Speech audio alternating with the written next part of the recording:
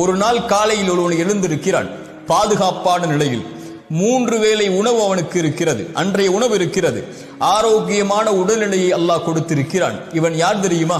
3 வேளை உணவு, ஆரோக்கியம், பாதுகாப்பு, இந்த 3ம் ஒருவனுக்கு கொடுக்கப்பட்டால் அவன் அதை கொண்டு திருப்தி அடைந்து விட்டால் ஒட்டுமொத்த உலகமும் அவனுக்கு கிடைத்ததை போல் என்று அல்லாஹ்வுடைய தூதர் ஸல்லல்லாஹு அலைஹி வஸல்லம் அவர்கள் சொல்கிறார்கள். இன்று மனிதன் அது இல்லை இது இல்லை, எனக்கு அல்லாஹ் அதை கொடுக்கவில்லை இதை கொடுக்கவில்லை என்று அல்லாஹ் கொடுத்ததை மறந்து விடுகிறான். தூதர் ஸல்லல்லாஹு அலைஹி வஸல்லம் யாரை முன்னுதாரணமாக சொல்லுவது? அவர்களுக்கு 3 வேளை உணவு கூட தொடர்ச்சியாக கிடைத்தது கிடையாது. 2 நாள் தொடர்ச்சியாக அவர்களுடைய வீட்டில் அடுப்புகள் எரிக்கப்படுவது கிடையாது. 2 நாள் அவர்களுக்கு ரொட்டி துண்டும் எண்ணெயும் அவர்களுக்கு உணவாக கூட கிடையாது. பசிக்காக வயிற்றில் 2 கல்லை சுமந்து அந்த பசியை கட்டுப்படுத்தி வைத்திருந்தவர்கள்.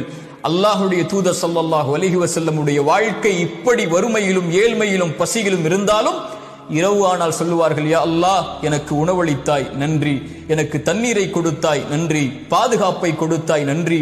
எத்தனையோ மக்கள் உணவில்லாமல் தாகத்தில் பாதுகாப்பில்லாமல் தவித்துக் கொண்டிருக்கும் போது எனக்கு இதை நீ கொடுத்ததற்கு நன்றி யா அல்லாஹ் என்று அல்லாஹ்வை நிறைவுபட வாழ்ந்தார்கள்.